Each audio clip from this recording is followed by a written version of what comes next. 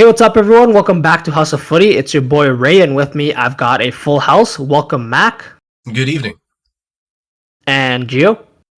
Yo, yo, yo. Today, we'll be covering the action from match week 4 of the Premier League. Before we get into it, don't forget to follow us on our social medias, both on Twitter and Instagram. Our handle is at @house_of_footy. Also, don't forget to rate, review, and subscribe to us. We are on both Spotify and YouTube. And lastly, feel free to get in touch with us via email. We love hearing from you guys, and we want you guys getting involved. Our email is houseoffooty@hotmail.com. Let's go straight into it. Gio, first game that we're going to cover for sure in detail is Arsenal 3, Man U 1. A lot of drama in this game. Took, I'm sure, both of you fans with your allegiances to Arsenal and Man U on a roller coaster of emotions throughout the game. But Gio, give us your overall first takes in this on this game. If I'm going to be completely honest, no bias here. I think it was a perfectly fair result. And if you look at it by the numbers, based on statistics, based on shots on goal, shots, and then shots on goal, and then even possession or even corner kicks, even 12 corner kicks to 3 corner kicks the entire game. I think Arsenal had about 8 in the first half. So the chances were coming for Arsenal. I think they obviously let a couple of chances go. Key one being the Kai Havertz opportunity. Him just scuffing the ball. And nearing the end when they played a great ball through to Saka. Shocked that he kind of almost passed that to Onana. But I thought it was fair. I thought United were very one-dimensional for the majority of the game. Their only outlet was Marcus Rashford, and hoping that they can isolate Marcus Rashford with Ben White and see if he could create something. Apart from Garnacho obviously being kind of that spark off the bench. It looked very one-dimensional. It looked very predictable. Obviously they were very fortunate to get that goal in the way that I just explained. But yeah, apart from that, I think Rashford obviously needs help.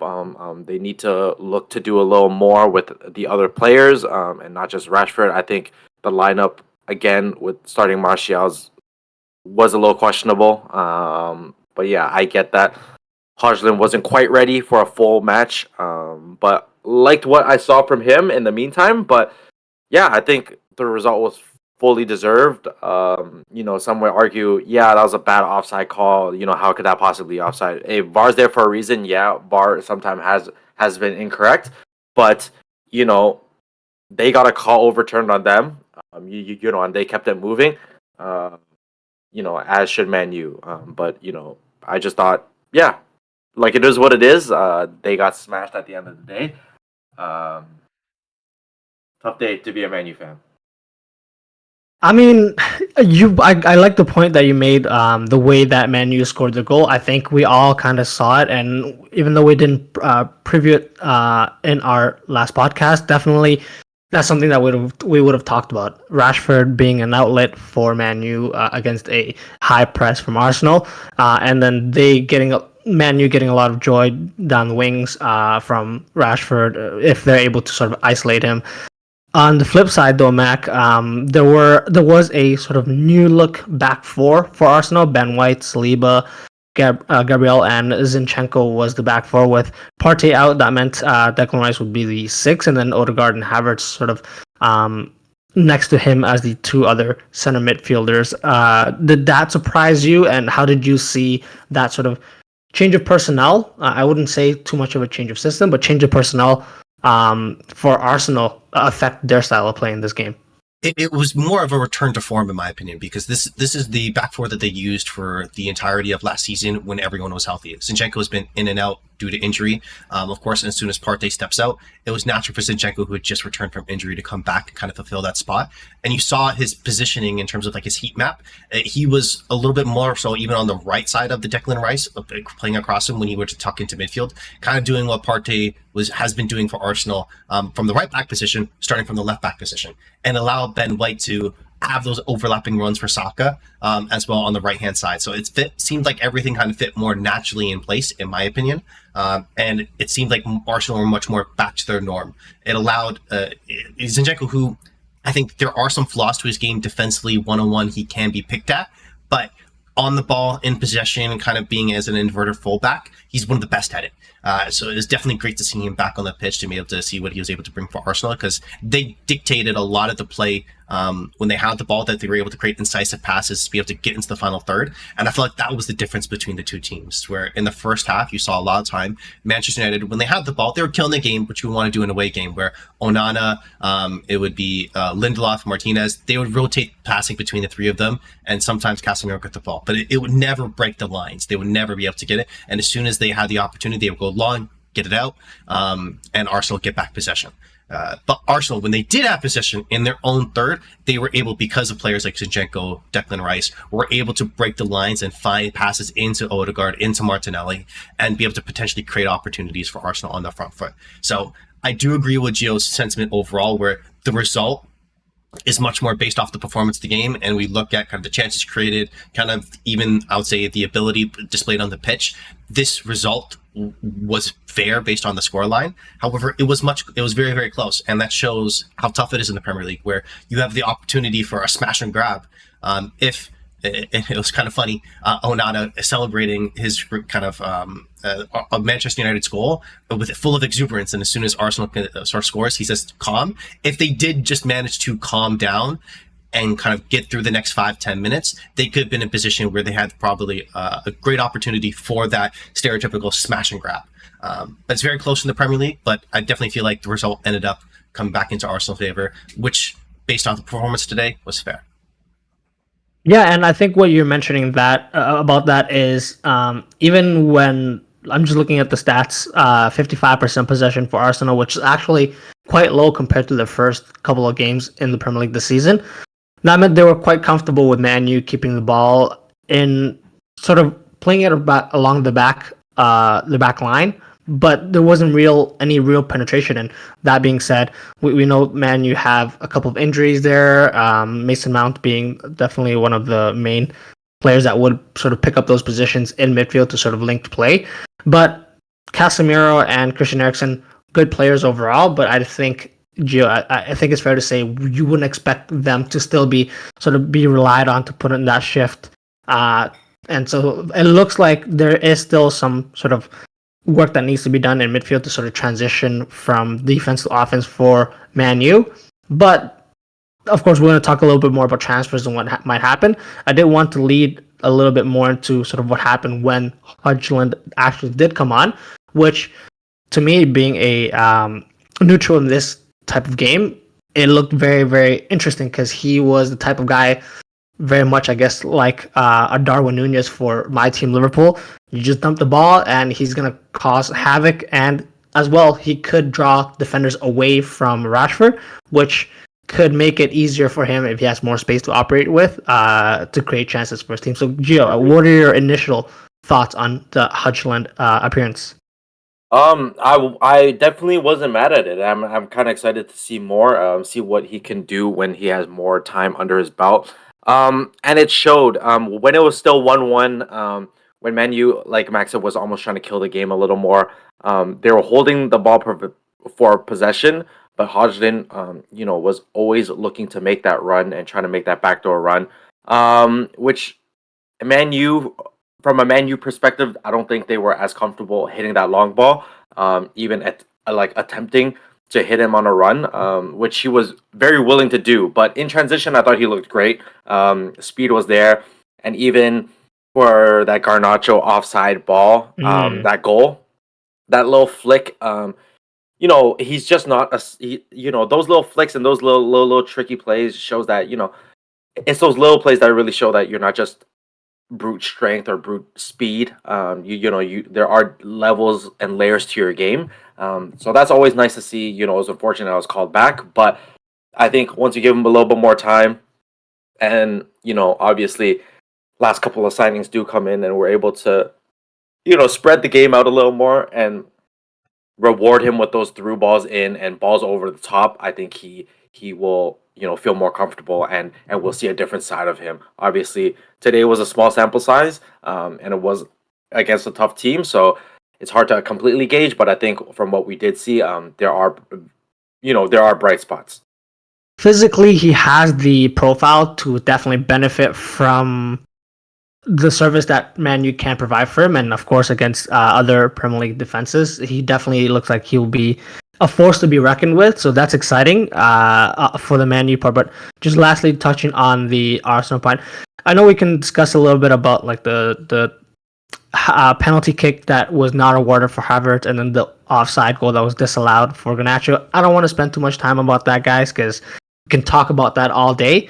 Whereas for Mac, I wanted to ask you, because obviously it was heading towards the 80, probably into the 80th minute mark, and it looked like Manu could have had this game, like you said, come in, get a couple chances, shut up shop, and win this game at Arsenal. It would have been, of course, a decent performance to that point from Arsenal, but it would have definitely felt like wouldn't be the fair result.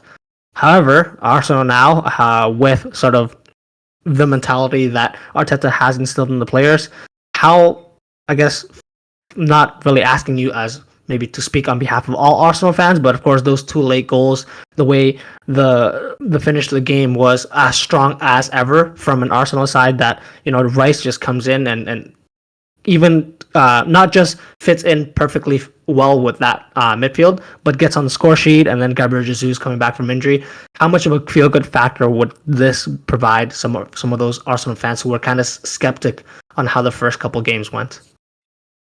There's definitely a great feel-good factor, because of course having a last second win, it definitely is a dream situation where, of course, if you're looking at from a manager perspective, you would rather have this game done 3-0 very early on, and have a very set up win. And Arsenal haven't experienced that thus far this season. There have been more kind of by fine margins, by the skin of their teeth, that they've been getting across the finish line, picking up all 3 points except for the game against Fulham.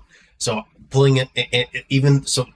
From their perspective, as a fan, you're excited, you're happy, you have a lot of enjoyment from the fact that, you did manage to be able to kind of have this last gasp win. There are still some underlying problems that they still need to work out. There's a lot of new faces on the team, and they're trying to be able to build in kind of a new type of system. For the first couple of games, reverted back to something different, a little bit more so in this most recent game. So it'll be interesting to see after the international break, kind of what happens, what type of adjustments they make, just depending on what players come back from injury.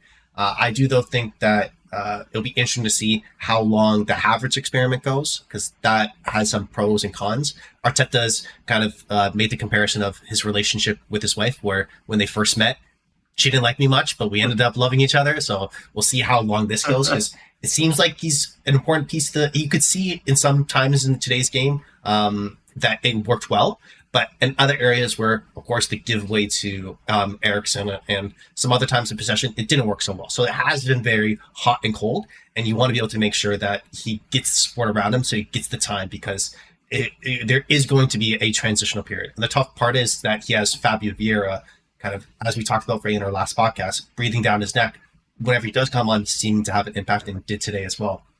So it'll be interesting to see going forward, those adjustments, how well they can kind of carry that going forward. I do want to be able to touch on, though, quickly in regards to the Manchester United part of this, is that I don't think this is a cause for concern whatsoever for Man U. This game, if you come in and you did kind of lose all 3 points, I don't think it's the worst case scenario. You have a lot of reinforcements coming. The cavalry is arriving. You have Mount coming back from injury, Amrabat, Højlund, Shaw, Varane, all out. So ideally from Ten Hag's starting 11, that's 5 players that didn't start this fixture. So you're going to have more players coming in to have more of an impact. But the only thing that I would be worried about is that right-hand side for Manchester United. Because one interesting takeaway that I saw, if you look at the average position for Arsenal players, the highest player forward was not Nketiah playing a striker. It was actually Martinelli. And Nketiah played much, much deeper. The reason why Martinelli had no cause of concern of Wan-Bissaka being an offensive threat and did not worry about Antony being a threat because he was going to cut back 13 times and was going to allow players more time to be able to get back and kind of deal with it. Versus you see on the opposite side, when you have a winger that's more of an incisive threat, that work rate from Rashford to be able to get back and help Saka, and vice versa, Saka trying to work back and be able to help out against Rashford. So I think that threat has to be a little bit more adjusted, or there has to be something figured out on the right-hand side, because if you're just completely ignoring an offensive side of a team, it's a cause of concern. So again, I don't think it's overall Manchester United. It's not kind of full panic mode yet because there are reinforcements coming. So you still just need more time in the process. I mean, one of those reinforcements that we can quickly touch on is, of course, Jadon Sancho. What's come out after the game, of course, is Ten Hag has blamed his not featuring in this game based on his performances in training, but since Gio, he's hit back saying, it's not that it's a training issue, and he thinks it's actually maybe a personal issue, and he's being used as a scapegoat by, I guess, the club, and of course, not the greatest look for him so far, and with his performances from the last season, it felt like he was on an upward trajectory, but it seems like it's definitely stalled at the very least, and there are questions about what his future would be like at Man U. Do you have any, I guess, words on that situation so far, Gio? To be quite honest, no, because we just don't know what's happening. It can be, a personal dispute between, him wanting more on his plate, and Ten Hag obviously having different plans, or it could be something. It could be his performance, because if I'm going to be and if we're all going to be completely honest, I don't think he has shown much on the pitch to say, this guy should automatically be in your starting 11, week in, week out. Obviously, he has the talent to do so, but has he proven that? Has he proven that price tag? Not quite yet. But also, I don't think he's been put into position to reach his full potential. I think Man U are at an overage of winger type players, and unfortunately he is at he gets the short end of the stick here, as they're going to prioritize a Rashford. And Ten Hag's obviously going to prioritize someone he's had at Ajax and understands what he wants from the player, and the player knows what he wants from the coach.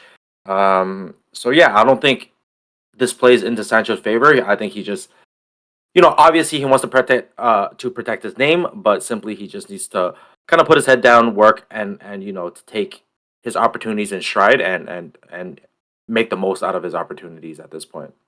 Just to quickly jump in there, I think that I agree with Gio there, is that he hasn't been in a position to be successful, and he needs to do a lot of work to kind of get back into the good graces, I would say. But I think Ten Hag has made it a problem with how he answered that question in the press conference, where it's like, why hasn't Sancho kind of featured in the game? Because of his training, right? Versus there's other ways that you can kind of answer that question where, and I not to compare and contrast him to Arteta, because that's not necessarily fair, because you're under one stress, it's right after the game, you might have kind of a hot head, you might be over in an emotional state. But when asked about, after the international break, do they anticipate to see Fabio Vieira to be starting more games, with the subtle hit being, Havertz isn't going to start, versus Arteta says, like, I'm just happy that I have all these quality players, and kind of based off what we feel like is best for the team, kind of empty platitudes that they're going to use to kind of even give simple answers to kind of keep everyone on the same boat, looking forward, trying to progress together. So I think, unfortunately, Ten Hag has a little bit shot himself in the foot and may have put himself in a bad position with Jadon Sancho, where if I'm Sancho, I'm like, okay, why did he kind of single me out like that versus anybody else, right? So I think it's a little bit tough there and a little bit unfortunate. And if it was handled differently, it wouldn't become a story. And if Ten Hag, his goal was to make that a story, I think that's a bad look. You'd rather put the blame on yourself. Something that Klopp has done for Liverpool over the last couple of years. If seasons haven't gone well, he's very much, make the issue about me, don't come at my team, right? Versus singling somebody else. So it's either way, I feel like it's a tough look, and Ten Hag should have handled that a little differently.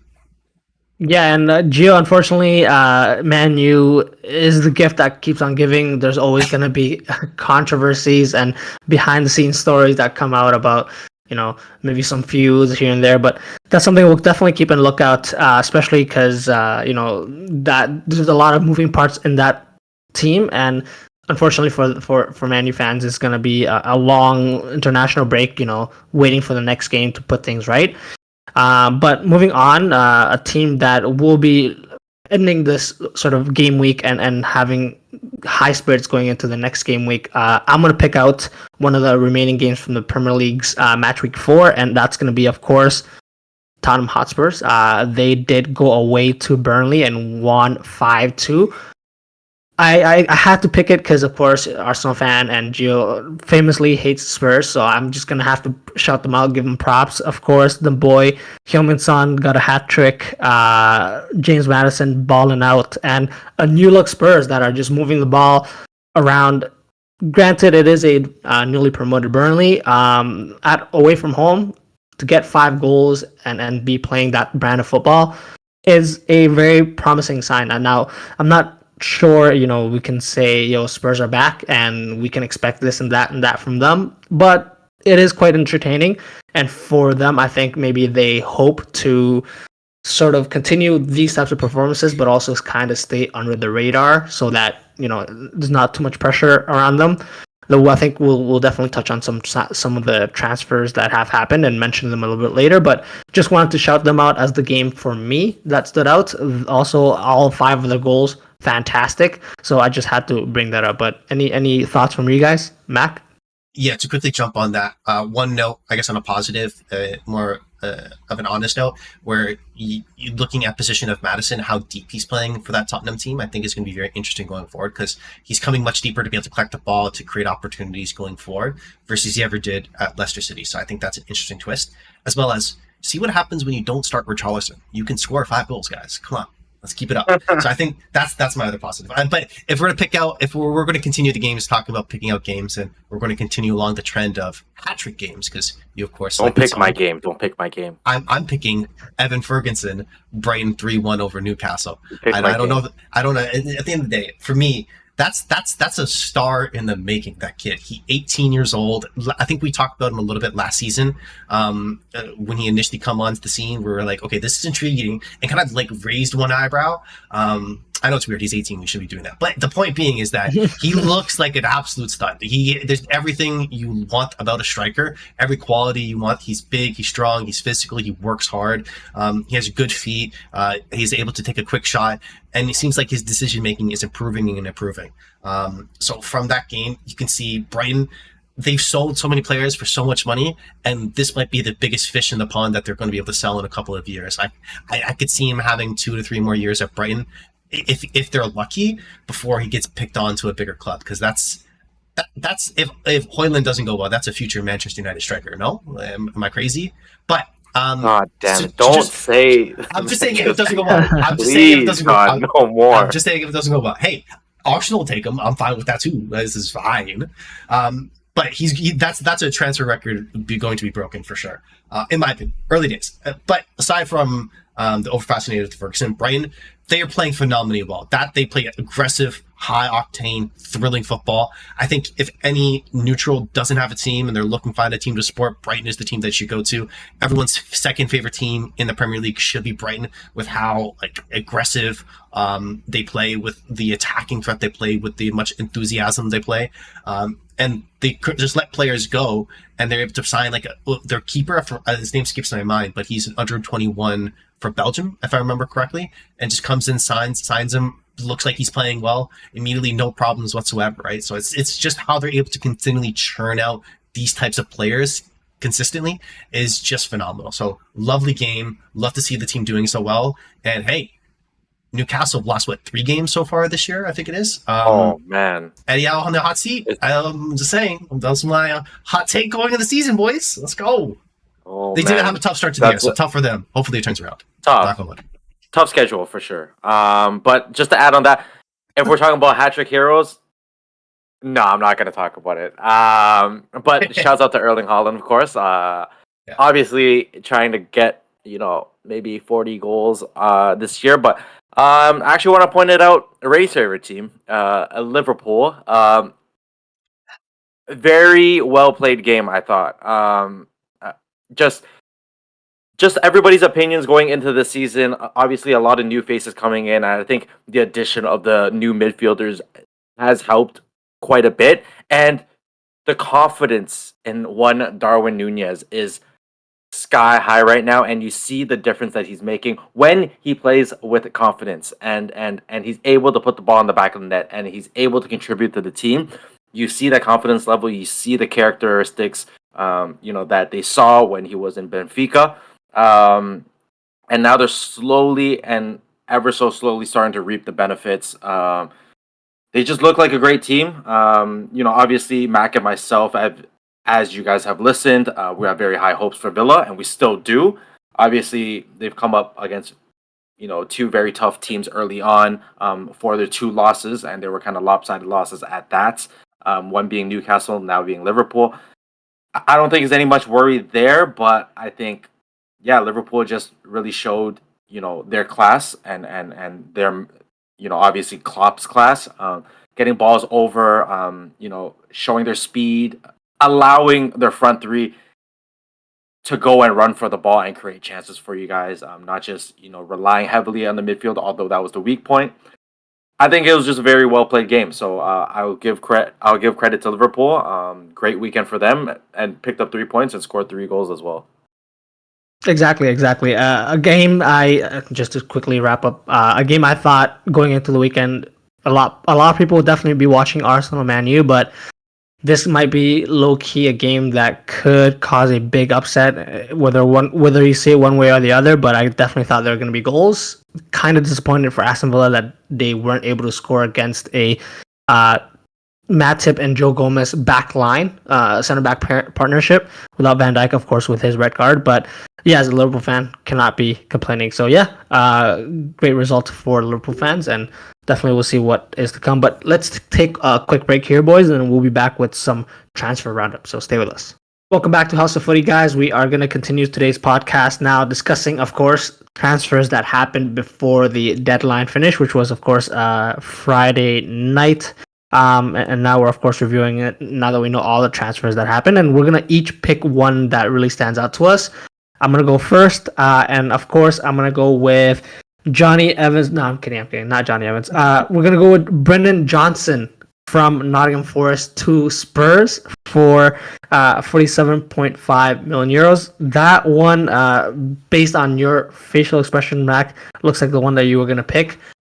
It's a questionable one. I know that I've been high on Brendan Johnson from Nottingham Forest for maybe half a season now. He finished quite well and was definitely one of the better players from Nottingham Forest in the last season. But I'm kind of confused as to why Spurs went for this type of profile player. Now, over the weekend, they did start Richarlison, Heung-min Son as a striker without Richarlison. So does that mean that they're looking at Heung-min Son as a long-term striker option, and they're just rotating those sort of wingers, offensive players out behind him and see what works and what fits best? Or do they have something in mind of Brendan Johnson? Because he has played as a center forward for Nottingham Forest at times. I'm just not sold on it, but I think that is a great signing for them in the long term. He is 22 years old. 8 goals and 3 assists in the Premier League last season, and looking like he definitely is now used to the Premier League and can contribute to the Spurs team. And if they are going to rotate the goals around, much like the Liverpool seasons when they had, of course, Mane, Salah, and Firmino, and they're just rotating the goals between those wingers, this could be a good way forward for Spurs while they sort of hunt for their talisman striker now that Kane has left. But that's just one of the transfers that stood out to me. Mac, I guess give us your thoughts on that transfer if you have any. Absolutely, this by far was my favorite transfer from the weekend. On a pure hatred side, this is an easier pathway for Richarlison not to start for Tottenham. So that's key for me. I enjoy that because Brendan Johnson, I can see him realistically playing anywhere across the front three. I think Postecoglou said that he would be able to compete with Kulusevski on the right, Son on the left wing, and Richarlison through the middle. So it seems like a natural fit where, based off his versatility and how Postecoglou wants to be able to play with his team, where maybe having more of a fluid front three versus previous years for Tottenham, where it would be much more kind of everyone's fixed to a certain position. Brennan Johnson fits into that type of mold where, depending on the system, depending on the need, depending on the team that they're going to play against, he could fit into any of those positions. So I think that it's a great buy for them. I think that's a little bit higher in price tag than, of course, they would have wanted to pay. But of course, given the needs of the market, given being the final day of the transfer window, and knowing that they do have money in the bank, it could potentially be a very good deal for them. So I'm excited for Spurs to bring in a player like this and to potentially fill that type of role.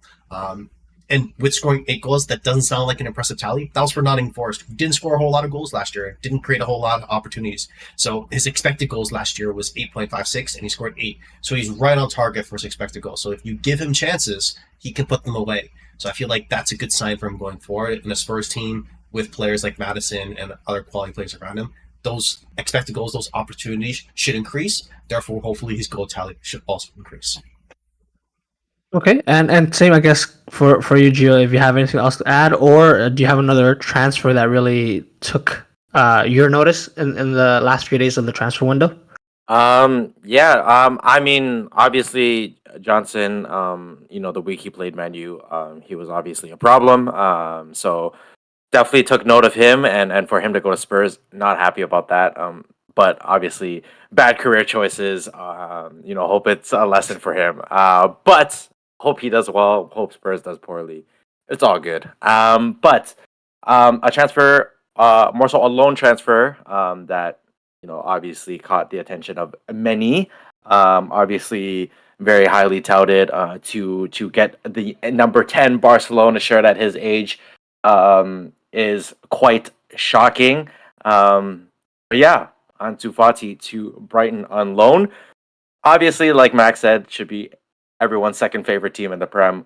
Very fun to watch, very exhilarating to watch. Obviously, we've seen the likes of Moises Caicedo and Mitoma, wreak havoc for the last year. So what is he going to do there? And then now we have Evan Ferguson. I hope he can revive his career and hopefully spark, something in him to want to play in the Prem.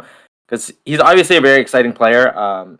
Has obviously had a very rough patch of injuries and then play time. And then, once a player is out, a coach is going to have to pivot and kind of figure out how he wants his team to work without that player. You kind of expect that player to be gone for, 3-4 months at a time. So with that being said, he was obviously in a way phased out of Xavi's plans for the time being.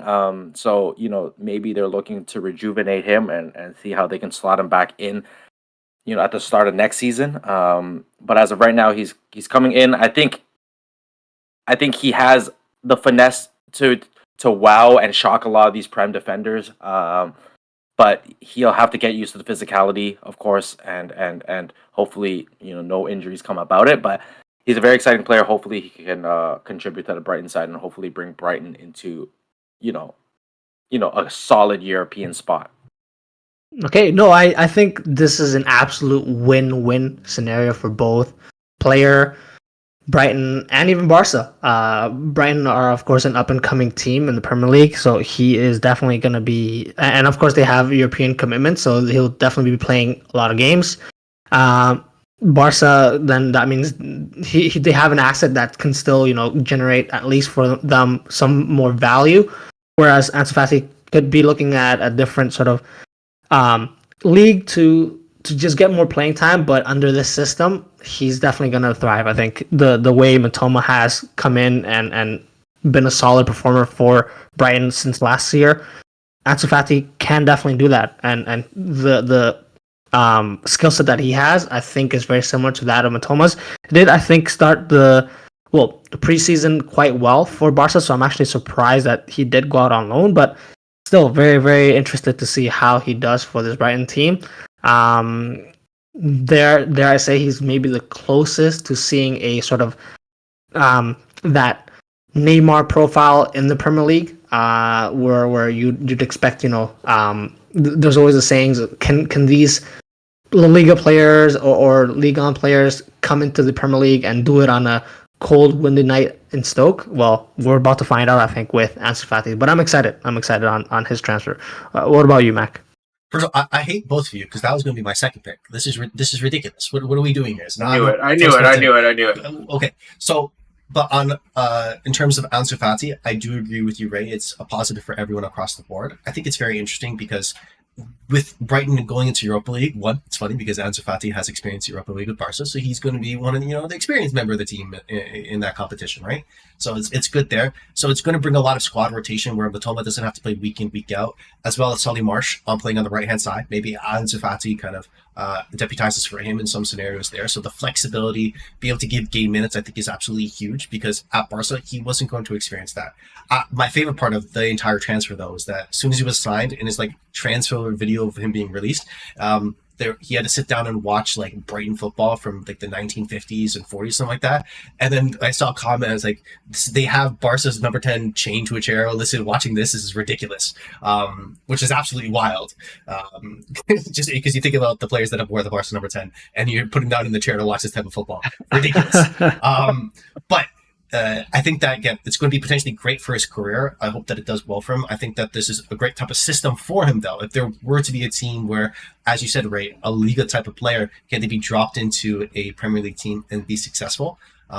This is the team that you want to pick because in terms of types of football, in terms of play styles, they're similar. What other teams in other leagues, especially the top teams, in the Real Madrids, in the Barças, the play style they want to implement in a lot of the cases, Brighton are doing it. It's not, of course, at the high end, but they're still doing the similar type of system in terms of their aggressive, all-out attacking play style. So I think that this could be a seamless transition in terms of the type of football, and we could see him potentially hit the ground running. So I hope it does well for him and his career. But to continue on, if I had to pick, because you guys all picked the choices that I would want to have, I'm going to go on, you guys both done positive, I'm going to go for a negative. I think this signing for me makes almost no sense, and I don't like it at all. And that's Cole Palmer from Man City to Chelsea. Reason being, you're talking about Chelsea bringing in another winger on this team that has a bereft amount of wingers already. Okay, then the argument being, Andrew, but Chelsea really wanted a right winger that's left-footed. You already have that with Madueke. So you already have that play style. You already have that player. You have Sterling. You have Mudryk. You have so many options that you can play out on the wing that are going to be able to isolate, take players and one and create opportunities. I just don't understand it. None of it makes sense to me. They now spent over $1 billion since Todd Bowley's come in on just transfers alone. And I think in just this transfer window is like £419 million, like that. It's absolutely ridiculous. It's none of it for me makes sense. I don't think he's a natural fit. He could barely break into the Man City squad, and you're looking to be able to bring him here. I think, and I know you may come back to me and say, I was definitely lukewarm to the idea of Zinchenko coming into the Arsenal team and the impact that he have. I think this signing for Cole Palmer is so much worse. It's precipitously worse. There's not a reason why for me it makes sense to have this happen. You could save the money, figure out what type of team you have now, because they don't even know what type of team they have, versus trying to look to be able to add on more players. This could have waited, if you wanted to be able to make the signing, until January. There was no rush for me. So again, I think Chelsea have shown themselves, and even if we talk about the most recent result, losing Nottingham Forest, very poor. It's not a great choice. They're making poor decisions over and over again, and they're not learning. So I don't like the signing at all. Bad for Palmer, bad for Chelsea, great for Man City. Exactly. Great for Man City because that's pure profit. Just under 43 million euros from an academy player. You could have, that likely was just going to be a rotational piece. I think they hit the jackpot there. Them with Jeremy Doku incoming would have looked at that signing like, hey, that papers over sort of what we're looking to spend to cover that fee, and that's going to cover a lot of it. And so for Man City, great signing, but I do share the same thoughts, Mac. I don't understand how this will work unless Chelsea are just looking to build an army of wingers so that the other Premier League teams can't really buy anyone. That might be their plan going forward, because I don't understand sort of what their game plan is moving forward. I can see in the next couple of years they might be looking at all of these players hitting their peak, but at that point, again, how are you going to choose who's going to be sort of the players going forward, and who's going to be dropped out, considering they have these players on long contracts? So another headache to add to that for their current and future manager at that time. But yeah, that's pretty a weird transfer nonetheless. But I guess if we can just close off this part with a transfer that we all expected to happen, but really didn't until sort of the end. Gio, I thought when you were talking about loans, you were going to mention this player here, of course, Sofyan Amrabat from Fiorentina to Man U. The way it ended, we all kind of expected it to happen, but from Fiorentina on loan to Man U, I guess I kind of understand the fact that, if it doesn't work out, it's only a loan. But Gio, I guess what are your initial thoughts on Amrabat coming to Man U after, the whole transfer saga that he was involved with the whole summer? Yeah, no, I wish it could have been just a buy deal. Because now if he does, extremely well, Fiorentina have, all the power in the world to jack up the price and sort of force the hand of Man United if, we have found a good fit for our midfield and now they're kind of dependent on a Rambat. So sucks that they couldn't get the deal done initially, but I think they were almost desperate to get another midfielder of his profile, work rate into the midfield to sort of ease the pressure off Casemiro and ease the pressure off Eriksen as well. I feel like Eriksen on the wrong side of 30, so there's only so many minutes that he can log. Obviously, the world has doubted people on the wrong side of 30, i.e. Luka Modric, but not everyone's a Luka Modric. So yeah, so I think he's a great addition, but it just sucks it couldn't be, a full buy deal. So hopefully, if he does work out and God willing he does work out, that Fiorentina won't be gouging for the world from the Glazers. Gio, to be able to jump in to give you some good news, it's an option with an option to buy. So if they do Manchester United do like the deal, they can be able to close it off for £21.4 million upon this full window. So after the full year, Oh, perfect. You don't have to worry about that. It's more the question: is it going to work? Right? I think it's a good fit, as we saw in the World Cup. Man has double lungs. What is the trait in pro clubs again? Where second wing. He's built he's built to have second wing. He's no problem there whatsoever. Where he's going to be able to keep running, which I think is key because Casemiro, as we know, this season has performed as well as he did last year in terms of covering space at the back. I think though this question is what does the midfield three, if it is a midfield three, what does that look like? Because now you're picking between 3 or 4 of Casemiro, Amrabat, Mount, and Fernandes. Who's taking a seat? And it'll be interesting to see that. So I think that's where the conversation should go. Or does one of them play on the wing? And then that's creating other problems, in my opinion. So I think it's a good option to have. It's depth that is needed, but it'll be interesting to see in that kind of perfect 11 for Ten Hag, what does that look like and who's sitting out? Yeah, the one interesting thing for me watching, looking at some of the stats from Amrabat, last season, of course, he played in the World Cup. He played 49 games, all competitions for Fiorentina, and so a lot of minutes on those legs. The previous couple of seasons, he hadn't played as much, so it does seem, of course, him being 27 now, looks like he is, hitting his prime, and so. Actually, with that being said, it's great that it was a loan with an option to buy. If it works out, great for all parties involved. But if it doesn't, I guess that's sort of a way out for Man U.